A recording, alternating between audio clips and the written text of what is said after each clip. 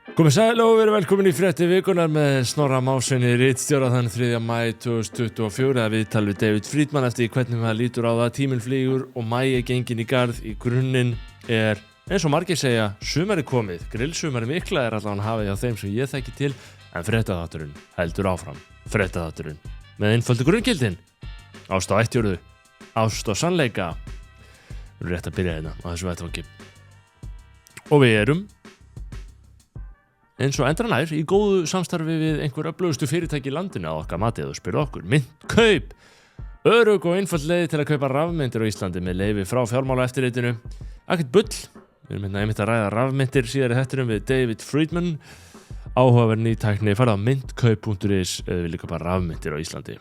Þorgrímsson, kíktu í Ármúla, bara að skoða allt vandaða og hagstæða byggingarefnið inn á bað, eldhús, stofu, baðherbyggi, svefnherbyggi, alls konar panelar, alls konar lausnir til að gera rými vistlegri betri, gera hljóðvistina betri.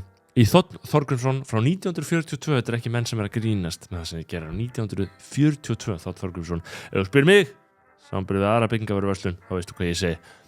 Reykjavík Fótó á lokum, Reykjavík Fótó, farið í Reykjavík Fótó á Laugavegi eða á netinu.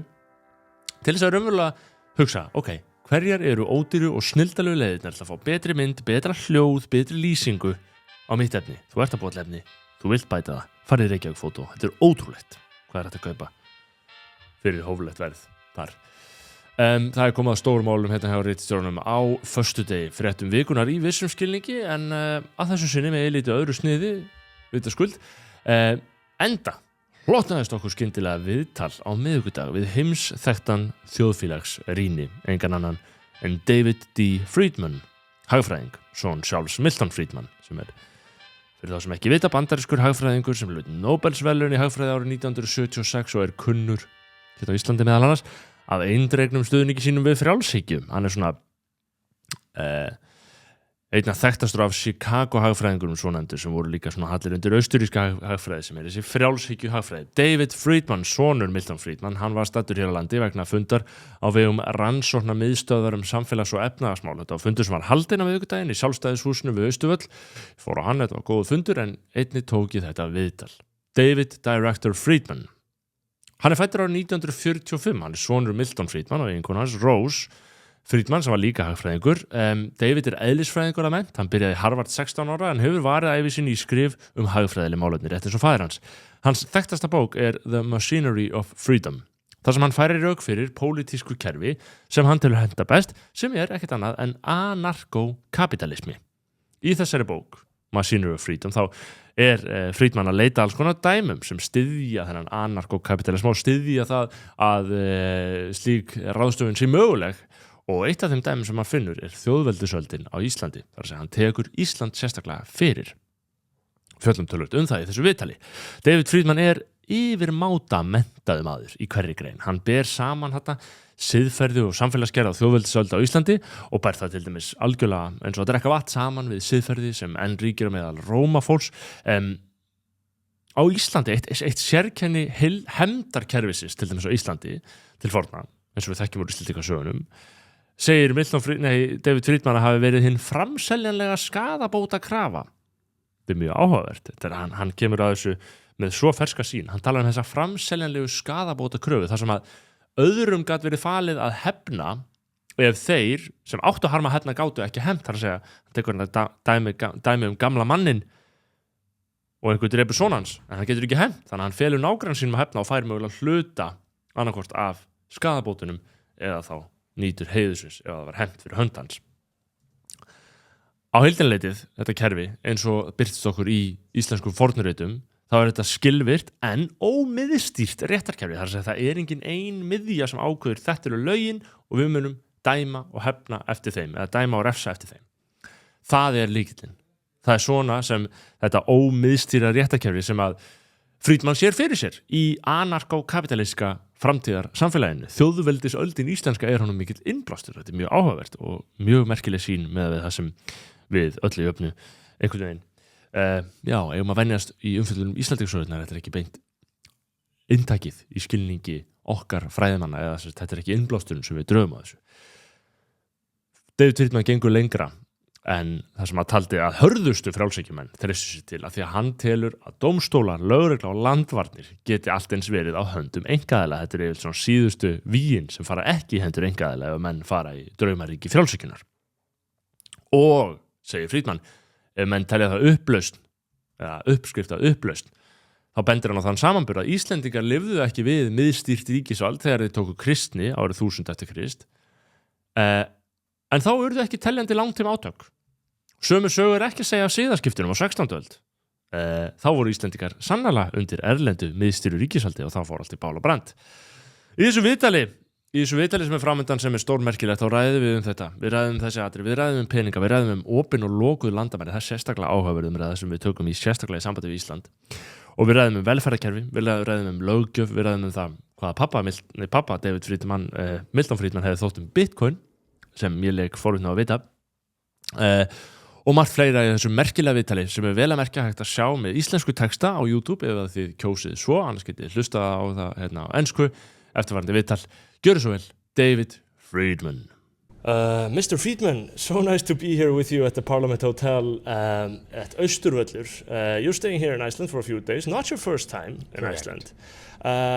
Your name begs the question immediately that your father was, of course, Milton Friedman, and you have continued in your work, down the more or less same path of free market research and ideology. How would you like, just to start for our audience who, a lot of people know Milton Friedman here in Iceland. Some are familiar with your work. How would you like concisely describe your line of work? How does it resonate with your father's line of work? That is, I suppose the biggest difference is that I argue for carrying the free market all the way to entirely replacing government. And he thought that might work but probably wouldn't, and I think it might not work but probably would, which is a hard kind of disagreement to argue about.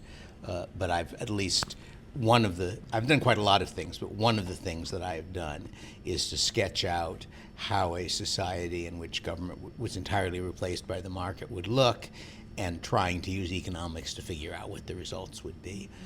More generally, I'm, I think, more interested in public choice theory than he was in trying to apply economics to political institutions. My first economics journal article was an economic theory of the size and shape of nations, in which I tried to explain the map of Europe from the fall of the Roman Empire to the present on a fairly simple model of governments competing for territory, and trying to explain why, under some circumstances, that gave you big countries, and some circumstances, small countries. And a good deal of what I've done in the last, maybe four decades, has been applying economics to legal systems, trying to, if you think about a legal system as an economist, it's really a system of incentives. You say, if you have this law, how will rational people behave and respond to it? And it's not necessarily the way you want them to respond to it, and you can evaluate laws on the basis of whether you approve of what the effects will be. So those are all areas. Actually, my work in law and economics is more closely related to my uncle, not my father, because my uncle, Aaron Director, was one of the founders of that field. So you studied nation building worldwide from the fall of the Roman Empire, as you said, and one of the fields and one of the countries you've especially gotten into, like in your most quoted, cited book, the Machinery of Freedom, you talk about Iceland specifically. Correct. And I suppose you have a lot of things to say about Iceland, but what concretely, how are you getting inspired from it?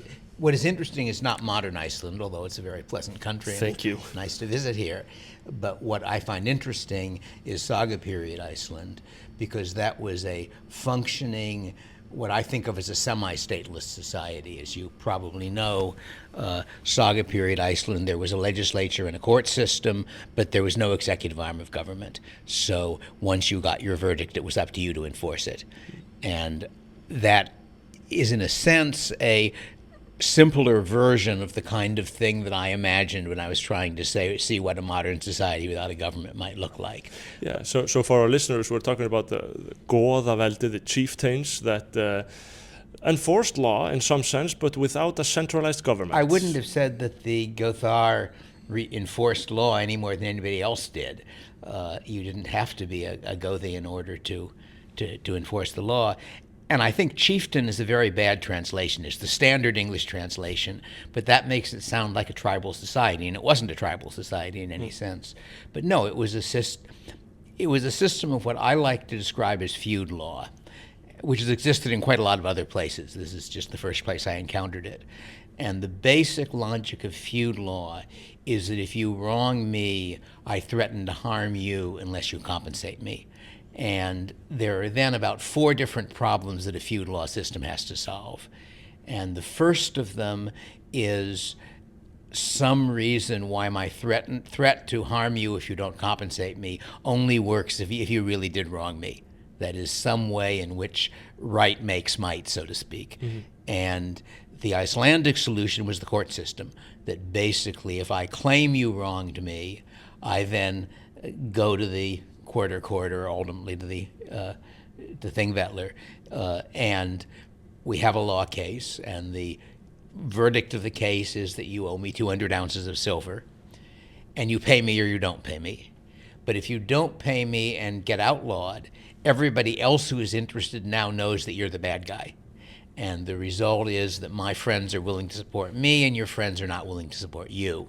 And the result is that even though there's no official government enforcing it, there is a reason why people who are guilty are likely to pay off and people who aren't guilty don't have to pay off. There's a much simpler version of that system functioning today in England. One of the Romani groups, the Romanchal, have what I think of as a primitive version of the Icelandic system of 1,000 years earlier, in the sense that if I think you've wronged me, I threaten to beat you up if you don't compensate me. And if you really have wronged me in terms of our society, my friends back me and you don't. Your friends don't back you, so you leave town, or you pay, or you compensate me. Yeah. And that's basically the same system. But then another problem which you have to solve in that is some way of enforcing the rights of the weak, some way in which somebody who doesn't have lots of friends who are willing to fight for him can still get his verdict enforced. And again, Iceland gives me my favorite solution to that problem, and that is that a tort claim is marketable. So I like to imagine that I'm an elderly man with one son and somebody kills him. And I know that if I try to go to court to collect weregeld, I'll get beaten up on the way to court. Mm-hmm. But I've got a neighbor who has 4 strong sons who went a Viking in their youth and lots of friends and allies. So I transfer my claim to him. He collects the 200 ounces of silver. He may share it with me, he may not, depending on the circumstances, but the result is that the person who killed my son had to pay a large penalty for it. Mm-hmm. And therefore, even though I had no power of my own, I could still get my rights enforced. And then the other 2 problems that you have to solve, one of them is the commitment problem, to make some reason why I don't back down when you respond that you'll fight back. And that's partly a matter of status. You've got to have some way in which my threat actually survives my own death, because otherwise the person who I'm trying to get justice against will just try to kill me. And that's through your family? That's right. The fact that my kin inherit my claim. If you kill me, they inherit the additional claim for weregeld for killing me. Mm-hmm. They would like to collect the money. They would also like to establish that killing their relatives is a bad idea. So you actually have a commitment strategy in Saga period Iceland that survives death. And then the 4th problem is, how do you prevent perpetual feud? If you have a situation where each side thinks he's in the right. And I think Iceland really had 2 solutions. One of them is the court system, that if I've lost the case, I don't look like a wimp because I agree to pay the damages. And the other is having bringing in a neutral, so that one of the things you often see in the sagas is that the 2 sides agree on a arbitrator. And again, if the arbitrator, who's a respected person and usually a powerful person, rules in favor of me, then you can back down without without being ashamed, without looking like a wimp. Yeah. And if you don't back down, the arbitrator is now on my side, and that makes it harder for you. So I think part of what I find interesting about Iceland is that you have this model for a decentralized law enforcement. It's existed in a fair number of societies, including the Comanche Indians, including the Somali back before there was a Somalia, and so forth. But Iceland is where I first encountered it, and it has rather neat solutions to the problems. And we have quite unique documentation on it and a description of it. So that's unique for an academic to have. Yes, one of the puzzles is the inconsistency between the documentation of the law and the documentation of how it worked. So that my most recent book is on legal systems very different from ours. And I have a chapter on the Icelandic system, loosely based on my old article. But the one difference is that when I wrote the article, Grágás had not yet been translated, and I unfortunately don't read Old Norse, so I was going on secondary sources. And now Grágás has been translated into English. And there are places where the rules in Grágás do not appear consistent with the accounts of the sagas, including the Sturlung sagas. That is, the family sagas, you can argue, well, maybe they were written down 200 years later and they got it wrong. But the Sturlung sagas were written by participants. They're contemporary. And, you see one of the things in Grágás is you can't bring more than some very small number of people to a law case. And then you read Sturlung saga, where everybody came to the court with an army, essentially. Yeah. And there are a bunch of other things of that sort which don't really fit very well what happened. And one possibility is that Grágás is just wrong, because of course Grágás, as you probably know, is not an official legal document. It's basically two different people's notes on what they thought the law was. One of them from the very end of the period, and one of them from a little after the end of the period. Yeah. So and for Icelanders, like because or maybe more precisely for you as an anarcho-capitalist, you believe in a system where the market essentially solves each problem, or every problem in society. That's a slight exaggeration, where there is no better way of solving problems. That is to say, I'm not a utopian. I spend some time in the third edition of Machinery of Freedom discussing ways in which my system might not work, but I think the same reasons why it might not work are also reasons why the political system doesn't work. Either way. And therefore, one of the talks this is the 8th stage of a 2-week speaking trip. Yeah. And one of the talks that I gave 2 or 3 times is on market failure, where I was arguing that market failure is a very general problem, not particularly a market problem, and that the conditions that cause market failure are the exception on the private market, but the rule on the political market, and that therefore the political alternatives generally work worse. There was a piece online by somebody who I like, who was making arguments against the libertarian position, and he had some comment to the effect that these were problems that could not be solved without government. And my response was that he had too many words in that sentence, because they still couldn't be solved with government. So it goes either way. But like examining the arch of history, like thinking about, okay, we have this decentralized, which is the dream of the anarcho-capitalist, I suppose, this decentralized form of law enforcement, which is one of the last bastions for most, like we can privatize a lot of things, but not this thing. So you have the system in Iceland where they were doing it in 930 to 1260, in this period, the Commonwealth. Where did they, of course they went wrong by... Why did it break down? Yeah. King of Norway supported various Icelanders, and I guess arranged to have one of the most distinguished ones killed when he wasn't sufficiently obedient. But one of the... I discuss 2 different potential ways that the system I described might break down. And one of them is foreign invasion.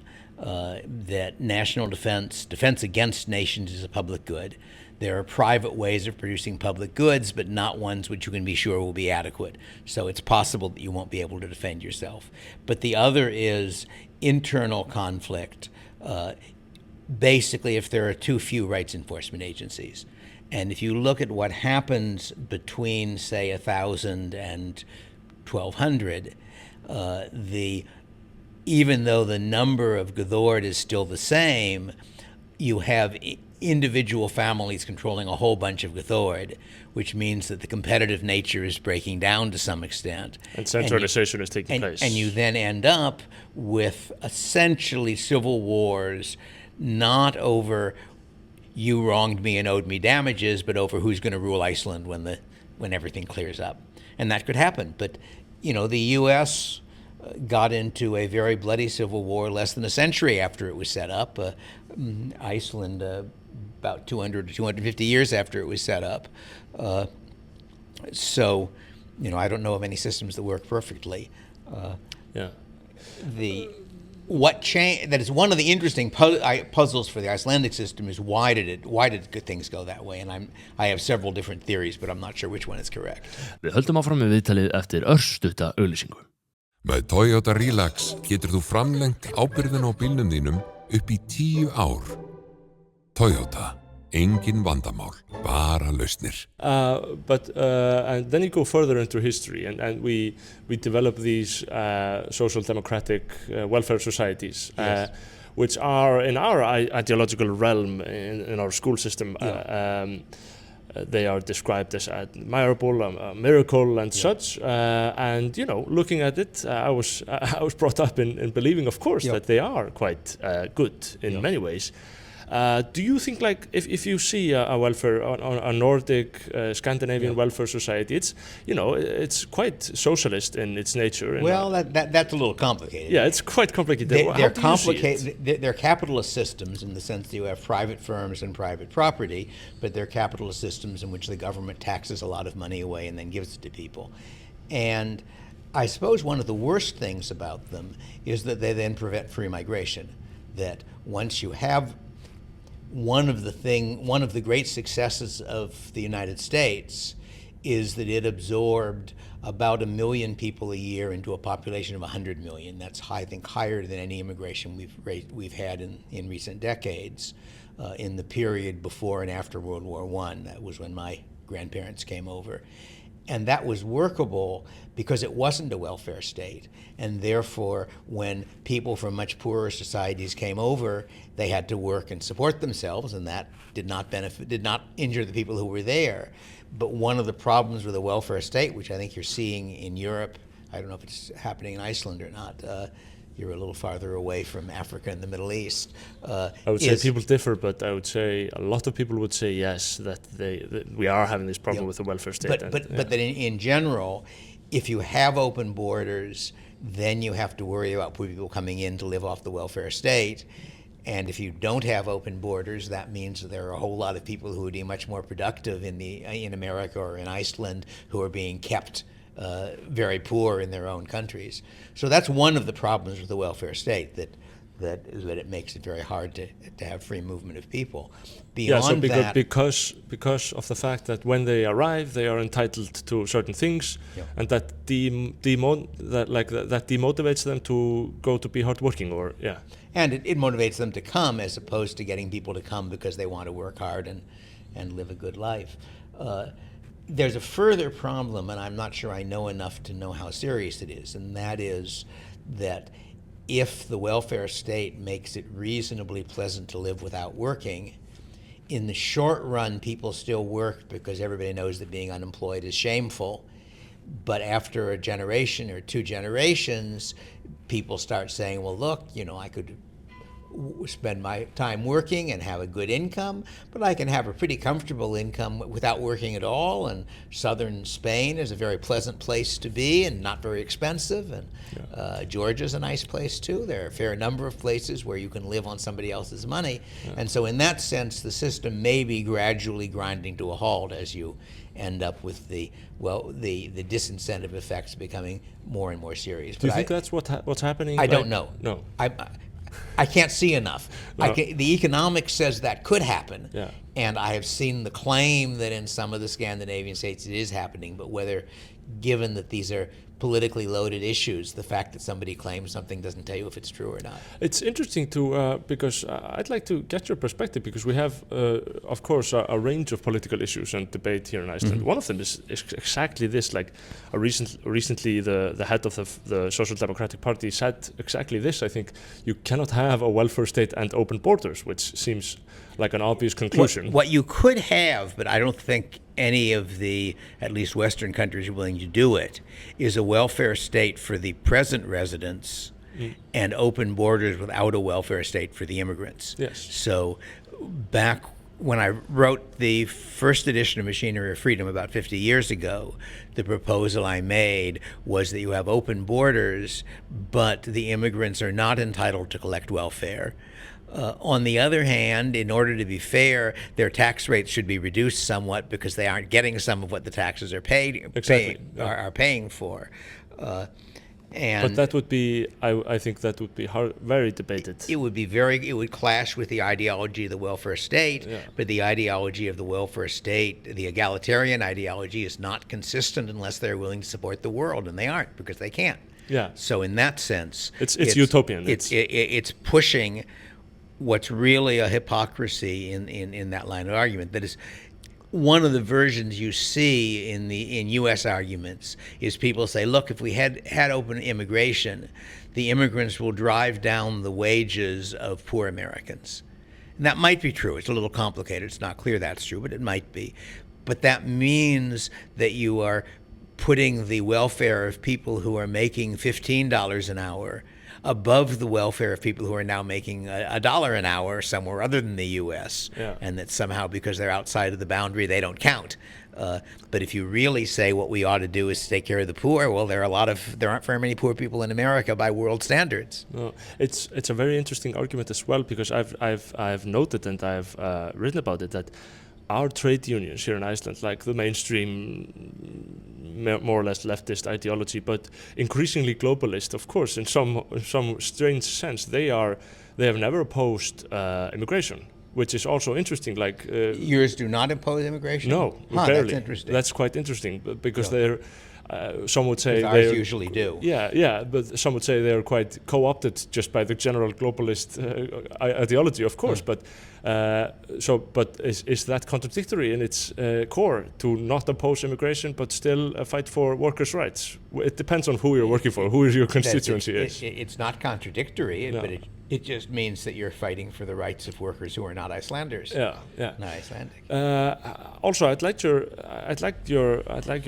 also, because we're talking about this, I wasn't meaning to ask you, but we have, as I said, a various range of issues here in Iceland. One of them is a quite enlarging economy. Like, we're getting more and more, and we have a lot of immigration, about 10,000 a year versus maybe 3,000 or 4,000 Icelanders being born every year. So 10,000 Icelanders and a population of about 300,000. Yes. So 10 out of 300, so that's about 3% of your population. Yeah. That's higher. The U.S. immigration was about 1%. At the time where you were saying it, millions. So we're growing at a faster rate than the thing you were talking about earlier. So one of the concerns there is the Icelandic language, because increasingly you have to talk English here because we have so much immigration. How do these things play out if they just keep happening? Is it like? Is it always English? Yes. Where are your immigrants coming from? They're coming from Eastern Europe. They're coming from within Schengen and the EU. They're economical immigrants, more or less. But we also have, of course, migrants. But it's English in the sense that that's the common language people agree on speaking at the end. It's not the native tongue of anyone, really. So everyone is speaking this middle language. But it's an interesting development, don't you think? That is, I don't know enough about Iceland to know whether there are going to be problems or not.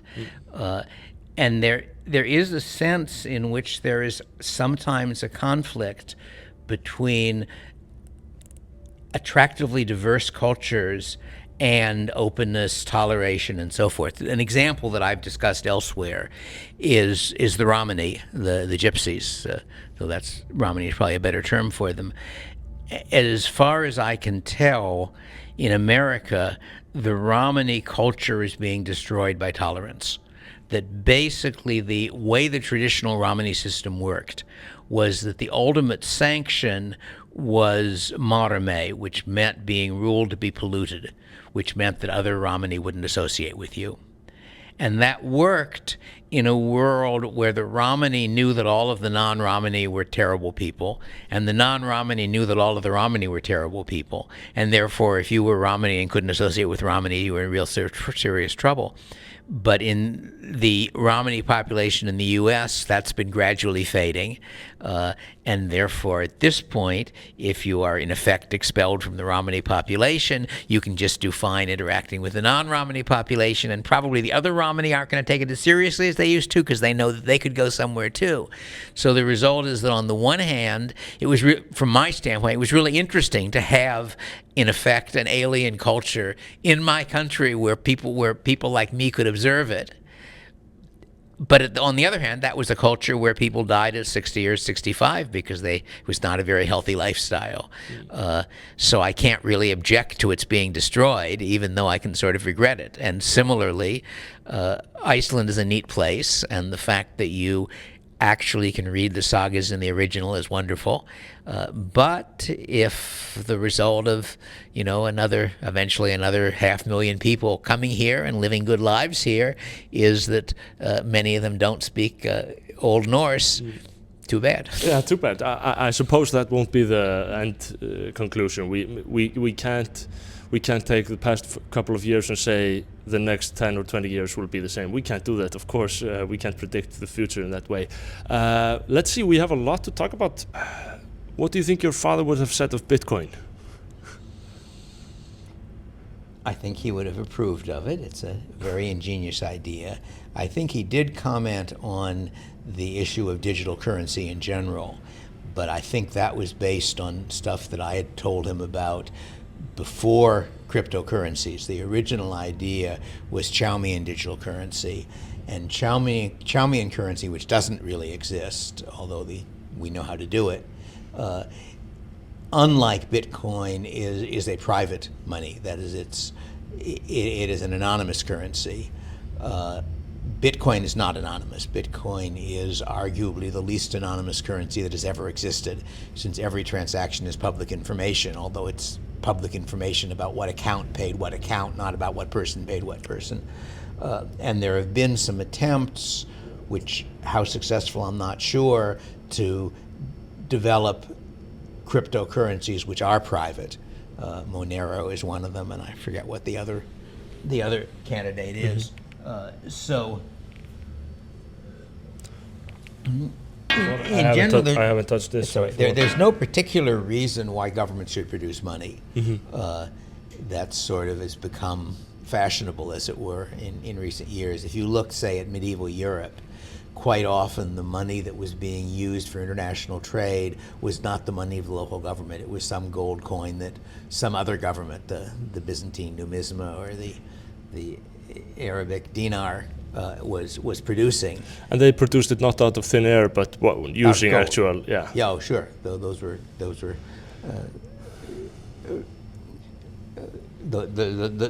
were commodity currencies. Yeah. But on the other hand, you can have a fractional reserve currency based on a commodity without tying up a whole lot of the commodity. The fractional reserve banking of Scotland in the 18th century, which Adam Smith describes, was a fractional reserve system. So the bank has, let us say, 10% of the amount of silver that it's got currency out for, but it has other assets. So if people come in and want their silver, the bank can buy silver on the open market in order to pay them. And I would argue that the ideal system would be competing banks using a commodity bundle, because if you base your money on a single commodity, then if something changes such that that commodity becomes more or less expensive, suddenly people who have long-term contracts discover that they're owing much more than they thought or much less than they thought. So a better system would be one in which what you have a right to is, if you bring in $1 million Friedman, you will get an ounce of gold and half a ton of grade A wheat and that gives you a pretty stable system. Standardized somehow. But I don't think my father ever suggested that money should be a government monopoly. No. He just took account of the fact that it was. It's like, would you subscribe to the theory that you probably won't because you're very meticulous in all your thought, but generally speaking, like people, they are say the people who are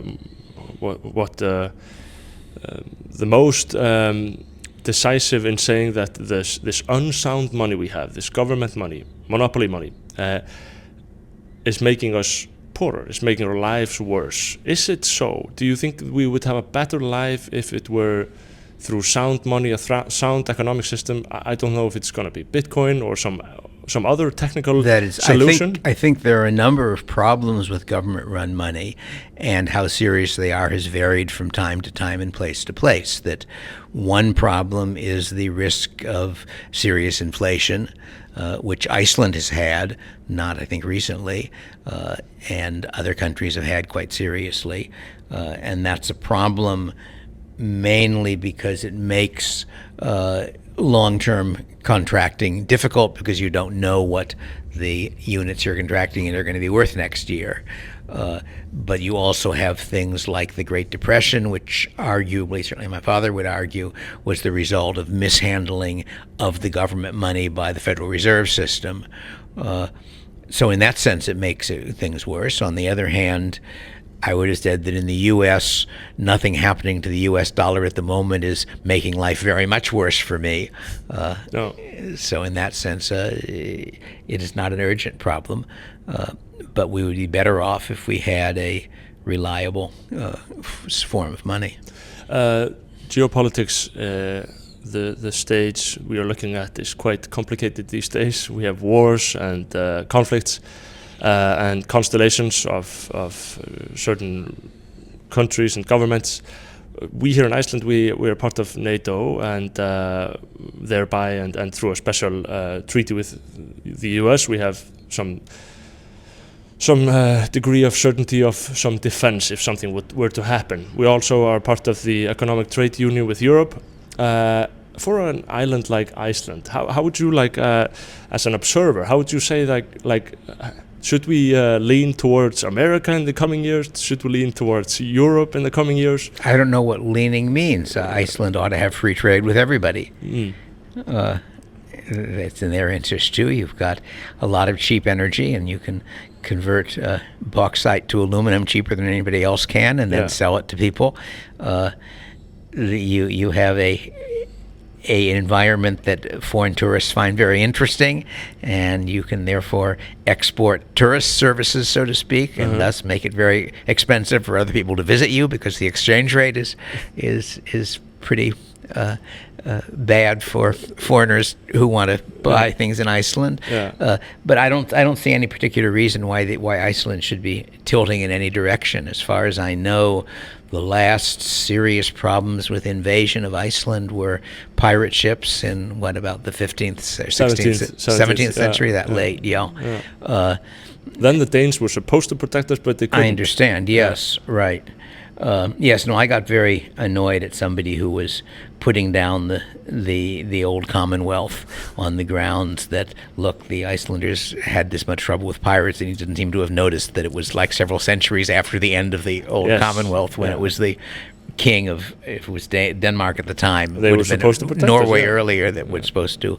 And it's also the case, if you look at it, that the conversion from paganism to Catholicism cost like half a dozen lives, some tiny number before the arbitrated agreement, and the conversion from Catholicism to Protestantism under a king cost a whole lot more lives. So in that sense, it looked as though the decentralized system actually handled that problem better than the centralized system. We're about to close up, but I would ask you for a message to someone, because you're convinced about your worldview, of course, in some sense. You have this anarkókapítalískt worldview.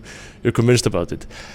What would you say to someone who's convinced about the not quite the opposite, but in some sense the opposite, this social democratic welfare state where we have high Well, I've taxes. just described what seems to me the two serious problems with it are, one, that it makes it very difficult to have open borders, and open borders can do an enormous amount of good, both for your country and for the world.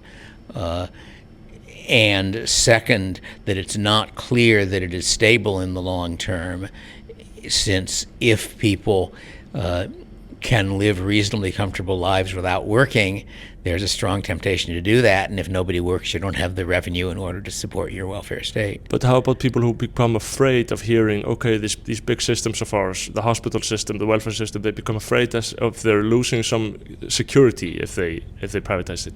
Well, except I'm not sure they have security. My impression is that the National Health Service in Britain, which used to be sort of the shining example of how well such a system worked, is now, from what I've heard, working very poorly, with long wait lists and so forth. So I'm not sure that there is any security to be had in the world, this side of the grave, so to speak. But I think that in general, if you look at places where an industry is run either by the state or by the market, that generally the catastrophes are with the state. That if you look at, where are the places there have been major famines? There have been major famines in Russia and China, where the state was ultimately controlling food production, and there have not been major famines in even poor countries like Mexico, let alone rich countries like the U.S. or Western Europe. And in that sense, it seems to me that the market systems, partly because they're decentralized, are less vulnerable, not more vulnerable. Great, Mr. Friedman. Very nice speaking to you. Nice speaking to you. I hope you have an enjoyable stay here in Iceland, and thank you for coming. And thank you for a nice interview. Thank you, David. All right. Já, takk fyrir það, David Friedman. Stórmerkilegt viðtal. Stórmerkilegt allan að fá að tala við hennar mann. Hér að lokum, við minnum á samstagsaðal okkar Mynd, Reykjavík Fótó og Þótt Þorgrímsson. Við minnum einnig eins og endranæra á grunngildi þessa fréttaþáttar, ást á ættjörðu, ást á sannleika. Við boðum það að við sjáumst aftur hér í næstu viku og förum þá, býst ég við yfir svona fréttalegri fréttafréttir. Kallar sem varu fréttafréttir. Þangað til þá, Guð bless ykkur.